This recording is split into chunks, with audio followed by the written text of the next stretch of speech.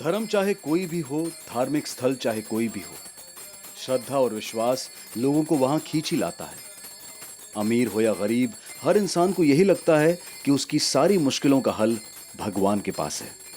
उन्हें जो भी चाहिए भगवान उन्हें वो जरूर देंगे। और इसी विश्वास की वजह से रोज लाखों की तादाद में लोग मंदिर जाते हैं, अपने दुख, अपनी परेशानियां लेकर। सबको भगवान से कुछ ना कुछ चाहिए। किसी को मन की शांति, किसी को पैसा, तो किसी को प्यार।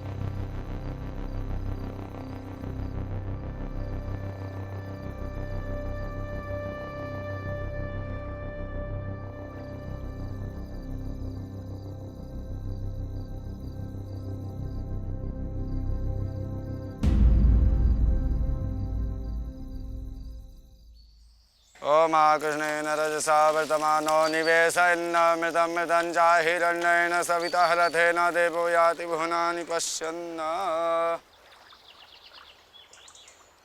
ओम जपाकुसुम संकाशं काश्यपेयं महादुतिम्। ओम जपाकुसुम संकाशं काश्यपेयं महादुतिम्।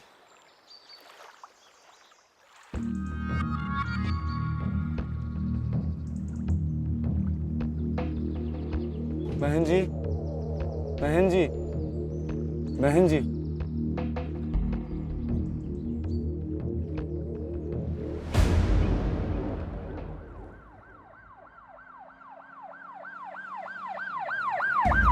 वारिक, इसके शरीर पे घाव के निशान तो हैं, लेकिन पुराने हैं। सर, कहीं ये आत्महत्या का केस तो नहीं? अब ये हत्या है या आत्महत्या, ये तो पोस्टमार्टम के बाद ही मालूम पड़ेगा। ध्यान से देखो इसको।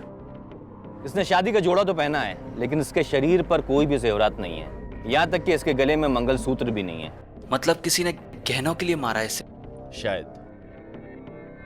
सर, मंदिर में काफी लोग जानते थे इसे, वहाँ रोज पूजा के लिए आते थे।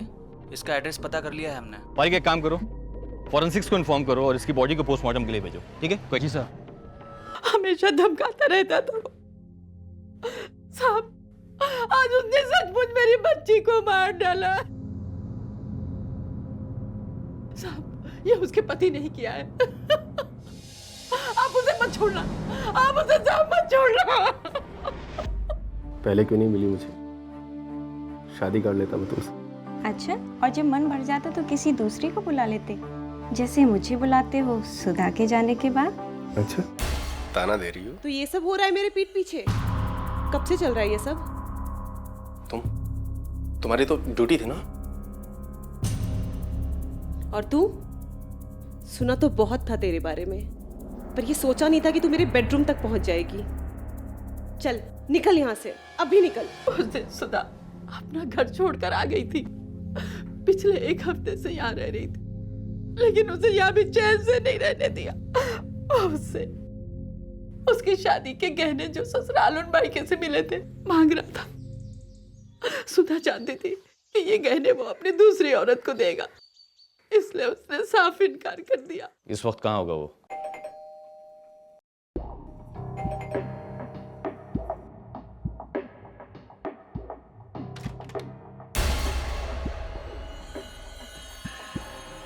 अखिल शाह जी।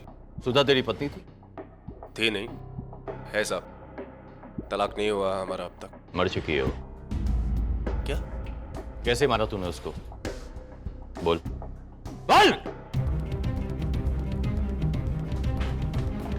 ए, रुक रुक। सर,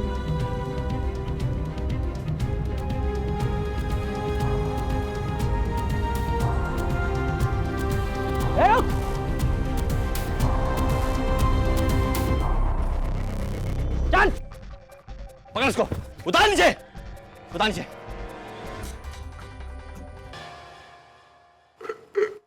तुझे मेरे पूछने का शायद तरीका पसंद ना आए, इसलिए सच सच बता दे। मैं डर गया था सर, इसलिए भाग रहा था। जब तूने कुछ किया ही नहीं तो डरा क्यों?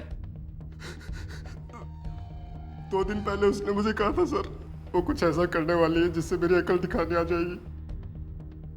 आपने जब उसकी मौत की खबर सुनाई तो मुझे लगा कि वो मुझे फंसाने की कोशिश कर रही है सर।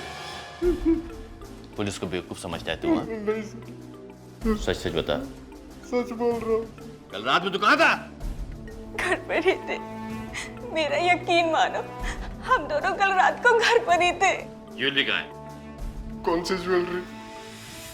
तेरी पत्नी की ज्वेलरी, सुधा की ज्वेलरी, जिसको मारकर तूने छुपाया है। मेरा यकीन मानिए सर, मैंने अपनी बीवी को नहीं मारा, मैंने उसकी कोई ज्वेलरी नहीं ली। आप चाहे तो मेरे घर की तलाशी ले सकते हैं। कहीं ऐसा ना हो तलाशी में गहनों के साथ साथ कोई दूसरा सबूत मिल जाए, क्योंकि अगर ऐसा हुआ तो 2-4 साल की कैद नहीं बल्कि सिर्फ फांसी होगी तुम्हें। प्लीज मुझे बचा लो, मैंने कुछ नहीं किया, मैंने कुछ नहीं किया। तुम्हें बचाना हमारे हाथ में नहीं, तुम्हारे खुद के हाथ। इसलिए अभी भी कहता हूँ कि अपने जुर्म को कबूल कर लो और पुलिस की गवाह बन जाओ। हो सकता है तुम्हारी सजा कम कर दी जाए। जब जुर्म किया ही नहीं तो कबूल कैसे कर लूँ सर? हाँ, झगड़ा जरूर होता था मेरी बीवी के साथ, लेकिन इसका मतलब ये तो नहीं कि मैं उसे जान से मार दूँ। मेरा यकीन मानिए सर, मैं शरीफ आदमी हूँ। शरीफ आदमी है? तेरी शराफत अच्छी तरह से मैं देख चुका हूँ। सर बहुत ही पहुंची हुई चीज़ है, इतनी आसानी से नहीं बोलने वाला। मैं जानता हूँ कमीना है, लेकिन किसी का मर्डर करे उसमें इतनी हिम्मत नहीं है। सर, सुधा की पोस्टमार्टम की report.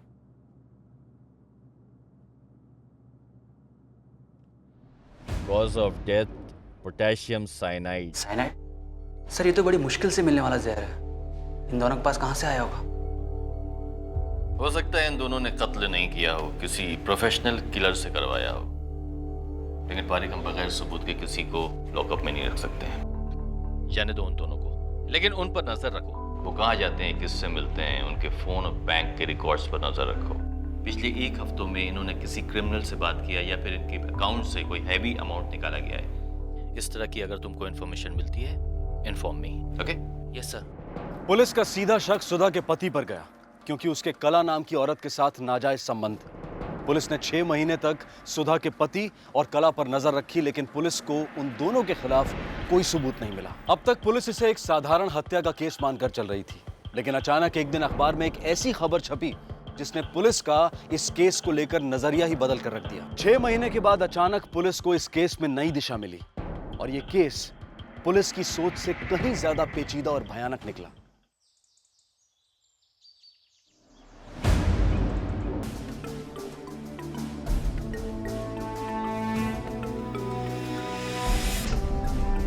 Cause of death potassium cyanide.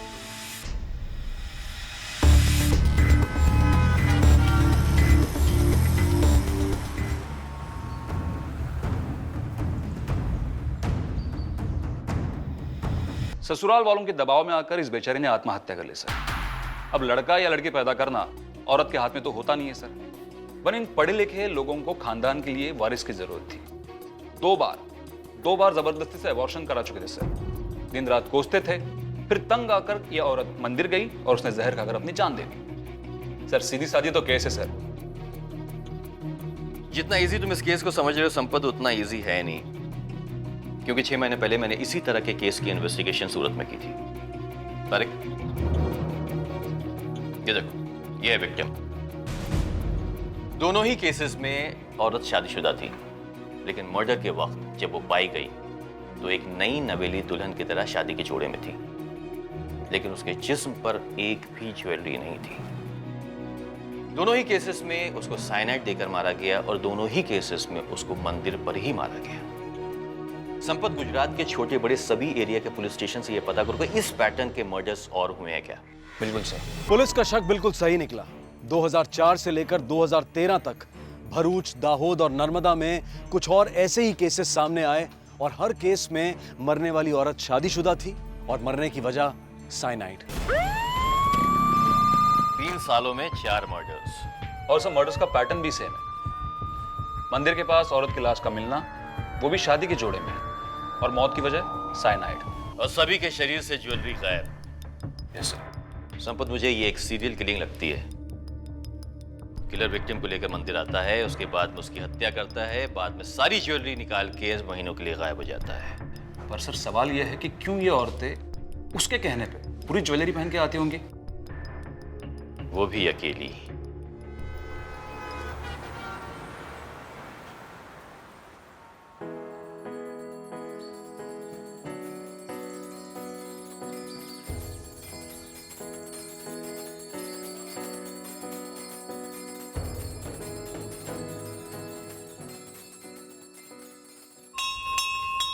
पहले ऐसे नहीं थे मेरे पति, पिछले कुछ ही सालों में बिल्कुल बदल गए हैं।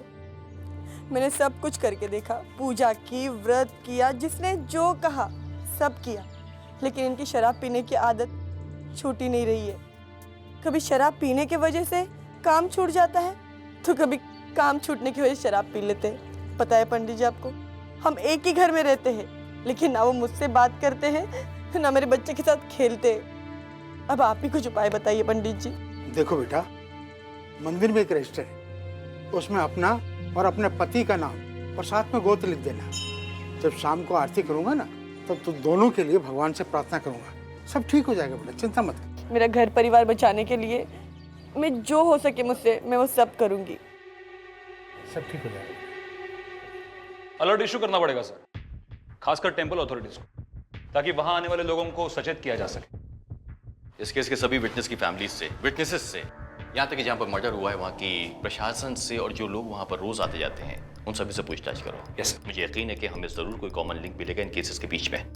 क्लियर? Yes sir. ओके। इससे पहले उस किलर का निशाना कोई और बने, हमें उसे पकड़ना होगा। We need to move fast on this. Yes. खूनी का मकसद और खून करने का तरीका बिल्कुल साफ हो गया था। धुंधली थी तो बस उसकी पहचान, और कुछ घटनाएं इतनी पुरानी हो चुकी थी कि उनसे जुड़े लोगों की याददाश्त भी धुंधला चुकी थी। अब खूनी को ढूंढना घास के ढेर में से सुई ढूंढने के बराबर था। पुलिस हर घटना स्थल का फिर से जायजा ले रही थी, लोगों के बयान इकट्ठा कर रही थी, सबूत ढूंढ रही थी।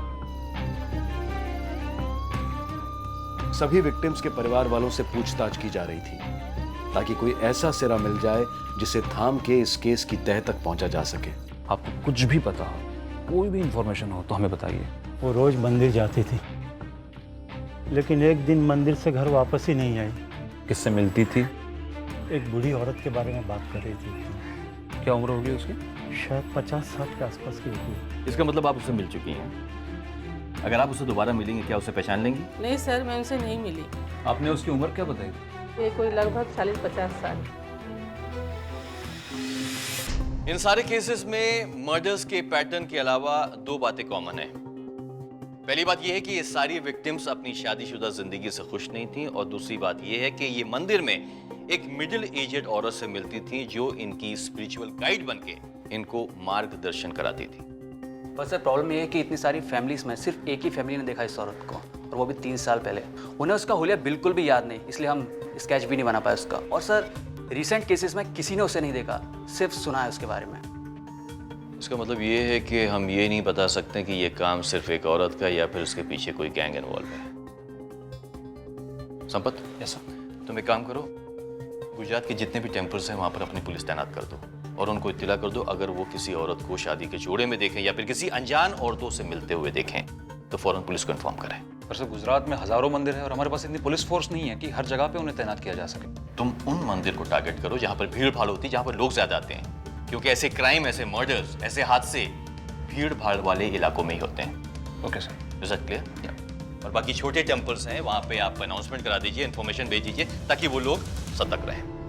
औरत अगर बर्दाश्त करने पे आए तो बहुत कुछ बर्दाश्त कर जाती है, लेकिन यहाँ तो मेरे पति ही मेरा इम्तिहान ले रहे हैं।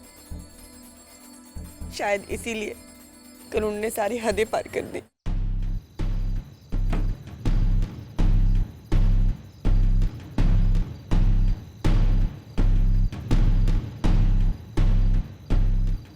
खाना गरम करो। देखिए जरा आराम से बात कीजिए, अभी अभी नैना सोई है, अड़ोस पड़ोस वाले सारे हमारी बातें सुनते रहते हैं। ए, तुम मेरे को सिखाएगी कि मुझे मेरे घर में कैसी बात करनी है? तुम सिखाओगी? अच्छा, अब मेरे पास आने से भी तुम्हें तकलीफ होने लगी। बहुत छूट दे रखी है ना मैंने तुझे, हाँ? या कोई और ढूंढ लिया तूने?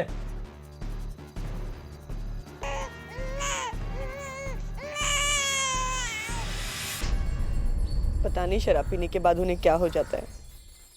वो रहते ही नहीं है, कुछ और बन जाते हैं, शैतान बन जाते हैं वो।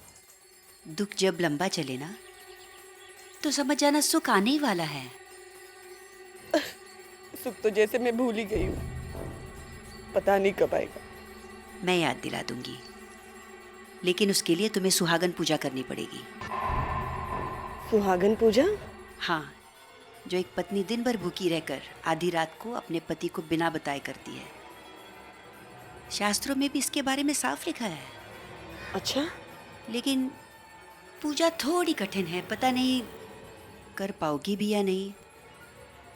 मैं ये पूजा जरूर करूंगी, अपना सुहाग बचाने के लिए और अपना घर परिवार बचाने के लिए जरूर करूंगी मैं। जिस तरह सावित्री ने यमराज से लड़कर अपने पति को बचाया था, उसी तरह तुम तकदीर से लड़ोगी और जीतोगी। कृपया ध्यान दें, मंदिर के प्रांगण में किसी भी अनजान पुरुष या महिला से मेल जोल ना बढ़ाएं। उसके हाथ से प्रसाद या कोई भी अन्य खाने पीने की वस्तु ग्रहण ना करें।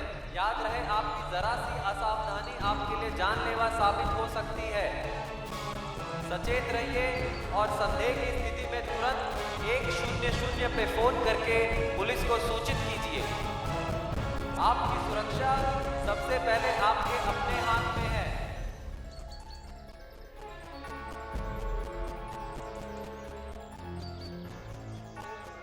इतने सारे गहने पहनकर मंदिर में क्यों आई है? आपके साथ कोई भी वारदात हो सकती है। वो मैं... लेकिन याद रहे, अगर इस पूजा के बारे में तुमने किसी को बताया तो तुम्हारी पूजा असफल हो जाएगी। नहीं, मैं इस पूजा के बारे में किसी को नहीं बताऊंगी, कभी नहीं बताऊंगी। यहाँ आप अकेली आई हैं या आपके साथ कोई और है? मेरे साथ मेरे पति आए हैं, प्रसाद लाने गए हैं, इसलिए मैं शादी के जोड़े और पूरे गहनों के साथ आई हूँ। अच्छा ठीक है, लेकिन थोड़ा सतर्क रहिए। हाँ।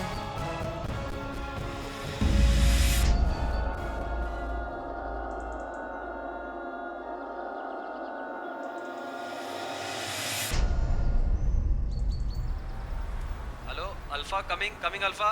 कम इन। हाँ सर, यहाँ मंदिर के पास एक लाश मिली है सर। व्हाट?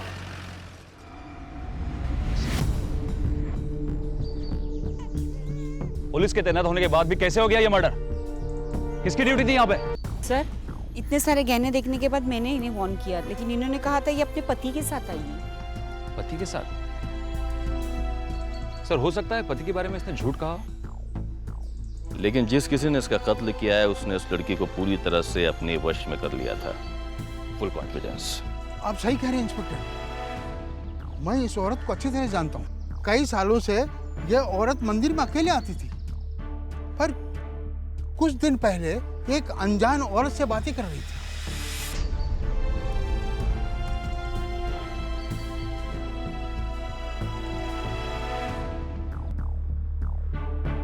पंडित जी, आप उस औरत का नाम जानते हैं? अच्छी तरह से तो नहीं जानता, लेकिन लोग उन्हें रेखा बहन के नाम से बुलाते हैं।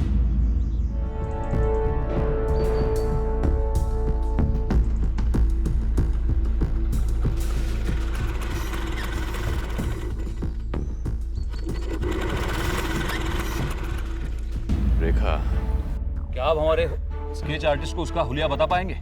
मैं पूरी कोशिश करूंगा इंस्पेक्टर। विश्वास जब सोचने और समझने की शक्ति खो दे तो वो अंधविश्वास बन जाता है, और इसी अंधविश्वास का फायदा उठाते हैं रेखा जैसे क्रिमिनल्स। पुलिस अपना काम बखूबी कर रही थी, लोगों को सचेत और सतर्क रखने की पूरी कोशिश की जा रही थी, लेकिन कनिका का उस पर ध्यान था ही नहीं। वो तो अपनी ही परेशानियों में इतनी उलझी हुई थी कि उसे कुछ दिखाई ही नहीं दे रहा था। वैसे भी हम सबको यही लगता है कि जुर्म तो दूसरों के साथ होता है, हमारे साथ ऐसा थोड़ी होगा, और हमारी यही लापरवाही जुर्म करने वालों का काम आसान कर देती है। अच्छी बात यह हुई कि उस मंदिर के पुजारी ने समझदारी दिखाई और उसके आसपास जो हो रहा था उस पर ध्यान दिया, और उसी की वजह से आखिरकार पुलिस के हाथ में रेखा का स्केच आया। सर, ये स्केच सर्कुलेट कर दें टीवी में और प्रेस में भी? नहीं संपत, अभी नहीं, क्योंकि मैं नहीं चाहता कि वो औरत सतर्क हो या फिर अंडरग्राउंड हो जाए।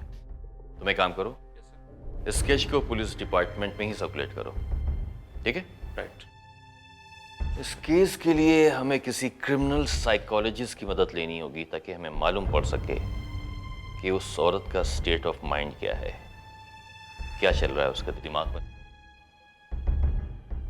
हो सकता है हमें कोई क्लू मिल जाए।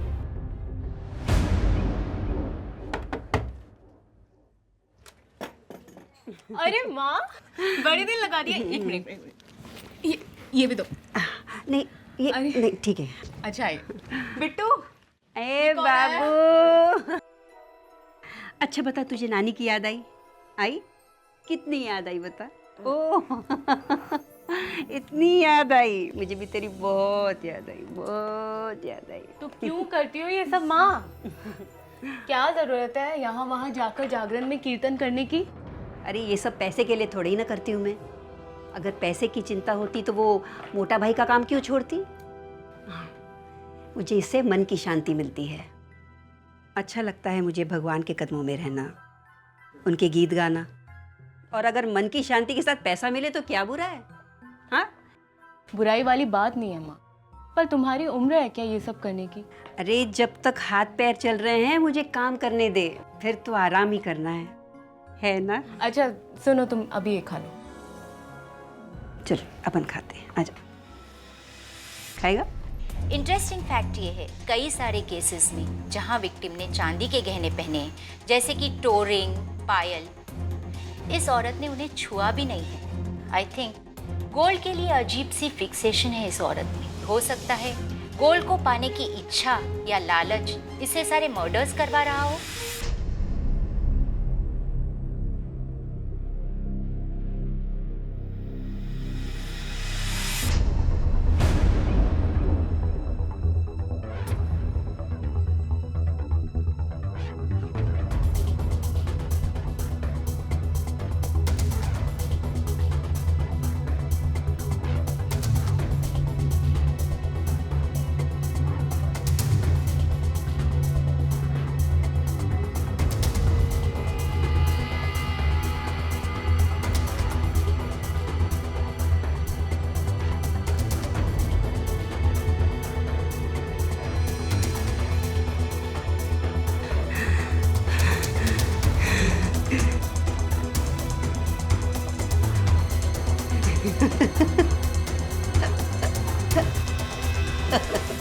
सर मुझे तो लगता है इस औरत को लोगों को मारने में मजा आता है। अगर ऐसा होता ना तो ये औरत कभी भी किसी को भी कहीं भी मारती, लेकिन ये औरत हर मर्डर के पहले उस विक्टिम के बारे में सारी इंफॉर्मेशन इकट्ठा करती है और फिर उस विक्टिम का भरोसा जीतती है। सर मुझे तो लगता है ज्वेलरी के अलावा इसका और कोई मोटिव हो ही नहीं सकता। वो एक बहुत ही चालाक औरत है। हर एक मर्डर करने के बाद में 6 से 7 महीने तक वो शांत हो जाती है ताकि लोग उसे भूल जाएं और पुलिस का फोकस उससे हट जाए। ऑब्वियसली ऐसे हालत में पुलिस का उसको ढूंढना एक बहुत ही मुश्किल काम हो जाता है। आज ब्रेकिंग न्यूज में पंचमहल मंदिर के पीछे जंगल में एक और महिला की लाश पाई गई। पुलिस के वहां तैनात होने पर भी ये वारदात हुई है। पुलिस ने सारे इलाकों में अलर्ट जारी किया है और अनजान लोगों से सावधानी बरतने को कहा है।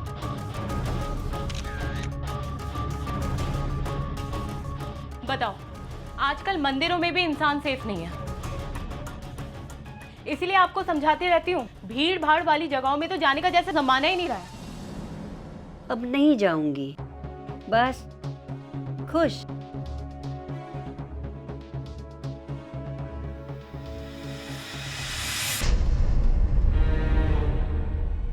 सवाल ये उठता है कि साइनाइड आया कहाँ से इसके पास। इस सवाल का अगर जवाब मिल जाता डॉक्टर तो बहुत सारे सवाल के हल निकल आते हैं। हो सकता है ये औरत दोहरी जिंदगी जी रही हो और फिर जहाँ ये जॉब करती हो वहाँ साइनाइड का इस्तेमाल होता हो। लैब असिस्टेंट या फिर केमिकल फैक्ट्री वर्कर। ऑब्वियसली ज्यादा पढ़ी लिखी नहीं है तो हायर पोस्ट पे नहीं होगी। संपत में काम करो, गुजरात में किन किन कारोबार में साइनाइड का इस्तेमाल होता है उनकी एक लिस्ट बनाओ। बिल्कुल सर।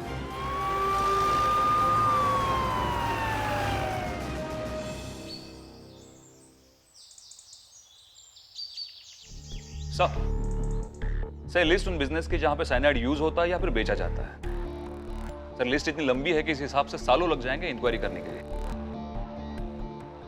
कहीं ना कहीं से तो शुरुआत करनी पड़ेगी संपत। वैसे भी औरत मर्डर करने के बाद 6 से 7 महीने तक अंडरग्राउंड हो चुकी है। बेहतर तो यही होगा कि उसके अगले मूव का इंतजार करने के बजाय हम उस तक पहुंचने की कोशिश करें। और सर कहां से शुरू करेंगे? वहीं जहां उसने आखिरी मर्डर किया था, पंचमहल। पंचमहल। अरे अरे अरे रेखा बेन, तुम कब आई? अरे इस बार तो काफी दिनों के बाद आई हो। जी मोटा भाई, वो क्या है ना, भगवान के कदमों में एक बार दिल लग जाता है तो आने का मन ही नहीं करता। आप हाथ ठीक से काम कर रही है ना? हाँ हाँ, तुम्हारी तरह। अरे माँ, तुम यहाँ? तुम्हारे लिए गरम गरम खाना लाई थी। आजा, बैठ। अरे माँ, कितनी बार तुमसे कहा है कि यहाँ केमिकल है, यही ना? अरे बाबा, वो केमिकल क्या बोतल से निकल कर तेरी प्लेट में आ जाएगा? माँ, तुम्हें पता है साइनाइड कितना ज्यादा डेंजरस होता है। अगर गलती से भी हाथ लग गया तो? अरे बाबा, बरसों काम किया है मैंने यहाँ। खाना ठंडा हो जाएगा, जा हाथ मुंह धो के आ। अरे जा।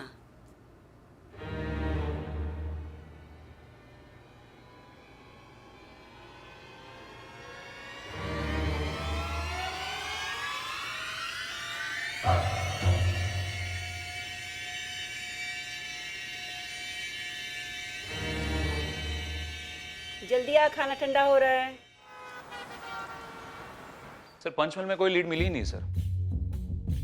इंसान को अपनी जिंदगी में उस चीज की सबसे ज्यादा कमी होती है जब वही चीज वो दूसरों के पास देखता है और बार बार देखता है। मेरे बेटे को एक क्रिकेट किट चाहिए, वो मेरे पास आता है, जिद करता है, क्योंकि यही क्रिकेट किट वो अपने दोस्तों के पास देखता है और रोज देखता है। मैं कुछ समझा नहीं सर। मैं समझाता हूँ। वो औरत को गोल्ड का ऑब्सेशन है और गोल्ड के लिए ही वो मर्डर करती है। गोल्ड की उसे लालच है और ये लालच उसके दिल में तब पैदा हुई जब उसने गहने देखे और किसी ऐसे इंसान के पास देखे जिसे वो रोज देखती है। मतलब वो गोल्ड उसे खरीद नहीं पाई तो उसने उसे छीन लिया। एग्जैक्टली। और ये लालच उसके दिल में अपने पहले विक्टिम को देख के हुई और हो सकता है कि उसने अपना पहला मर्डर अपने ही शहर में किया हो। भरूच। एक बात तो बिल्कुल साफ थी कि वो औरत भरूच की रहने वाली थी और पुलिस ने भरूच का चप्पा चप्पा छान मारा, खासकर उन जगहों पर जहां पर साइनाइड का इस्तेमाल होता है, जैसे कि chemical industries, jewellers, paper factories और टेक्सटाइल मिल्स। रेखा का स्केच सब जगह दिखाया गया। 2 महीने से ज्यादा हो चुके थे पुलिस को भरूच में रेखा की तलाश करते हुए, लेकिन रेखा की कोई खबर नहीं मिल रही थी। पर फिर भी पुलिस ने हार नहीं मानी और अपने नेटवर्क को और फैला दिया।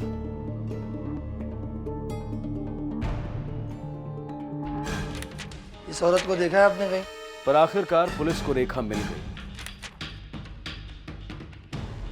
गौर से देखिए।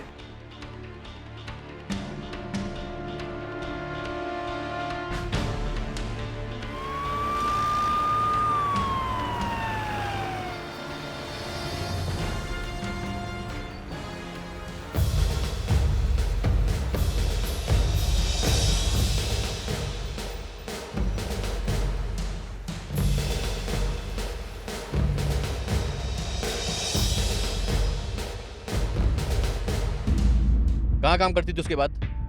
जागरण करती है और माता की चौकी करती है। माता की चौकी करती है, अच्छी तरह जानता हूँ।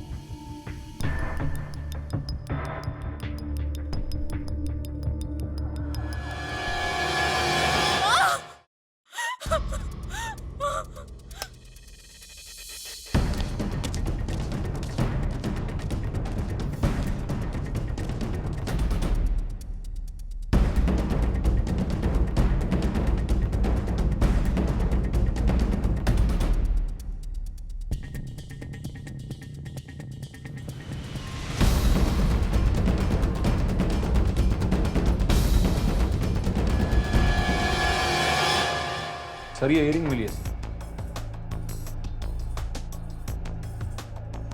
इयरिंग तुम्हारी? नहीं सर, मैंने ये कभी नहीं देखा। ध्यान से देखो। सच में सर, ये मेरी नहीं है। संपत, इसका मतलब ये हुआ कि हम लोग सही जगह पे आ गए हैं। राइट। लेकिन मुझे लगता है सर शायद हमें यहाँ आने में थोड़ी देरी होगी। खैर, ज्यादा दूर नहीं गई होगी। चलो लेट्स गो।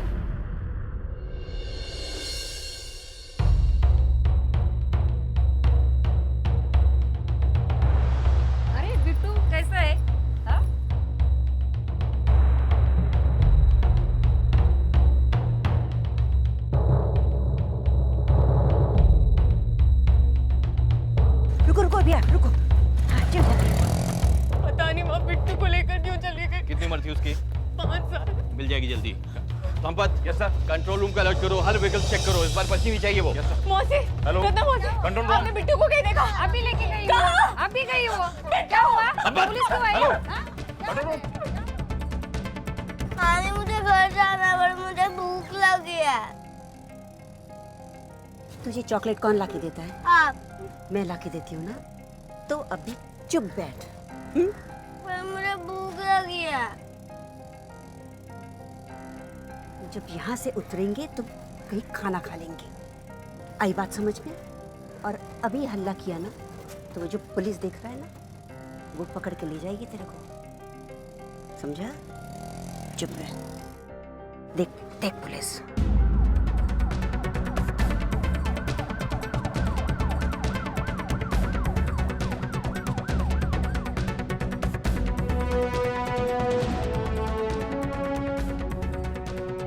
नानी भूख लगी है। चल बेटा यहीं उतर जाते हैं। लगता है यहाँ देर हो जाएगी। मम्मी राह देख रही होगी ना। हाँ भैया ले लो। आजा चल जल्दी आ। आजा आजा। कम इन। सर आईएसपीडी सिग्नल पे सर एक औरत और एक बच्चा पाया गया है। सर चारों तरफ से तो नाकाबंदी लगी हुई है। आगे तो सिर्फ फ्लाईओवर पड़ता है। सर क्या इंस्ट्रक्शन है? से कहो कि हम पहुंच रहे हैं और दोनों तरफ से फ्लाईओवर बंद कर दें। हम लोग पहुंच रहे हैं, फ्लाईओवर दोनों तरफ से बंद कर दो। फ्लाईओवर बंद कर दो दोनों तरफ से।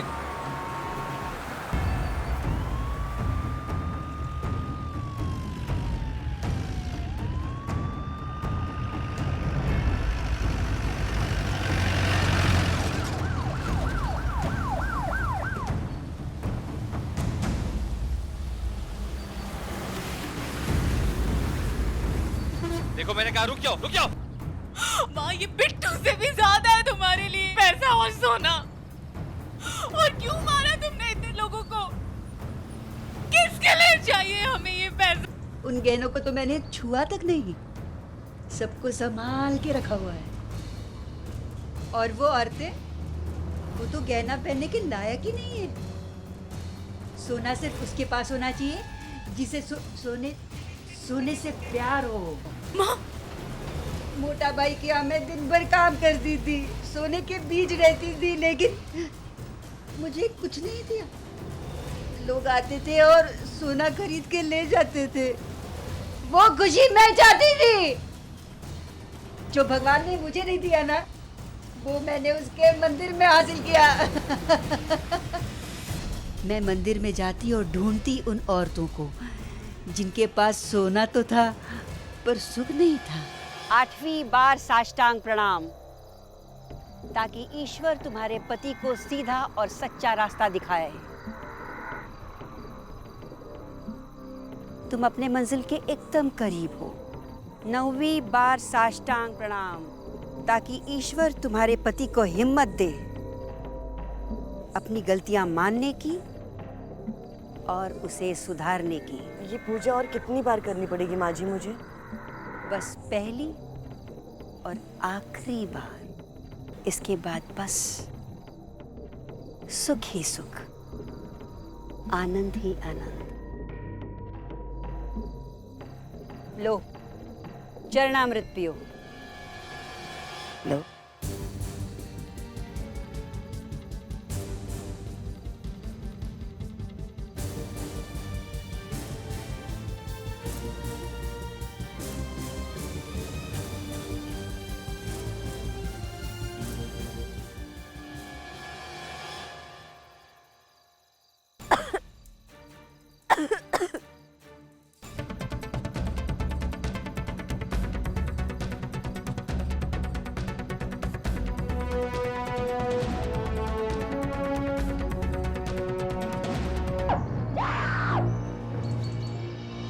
जुर्म चाहे कितनी भी चालाकी और सफाई से क्यों ना किया जाए, सामने आ ही जाता है। बेशक पुलिस को इस गुत्थी को सुलझाने में काफी लंबा अरसा लग गया, पर आखिरकार रेखा जेल में थी, सलाखों के पीछे।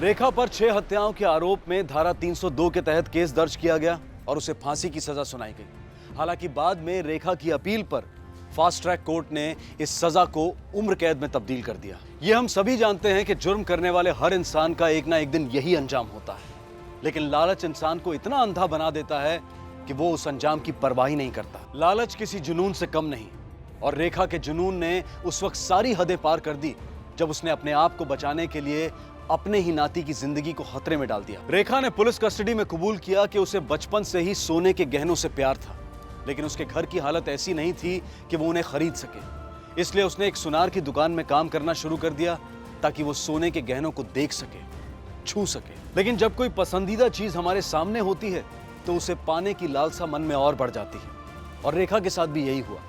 उसे गहने चाहिए थे हर हाल में, खरीद नहीं सकती थी, इसलिए लोगों को मारकर लूटना शुरू कर दिया।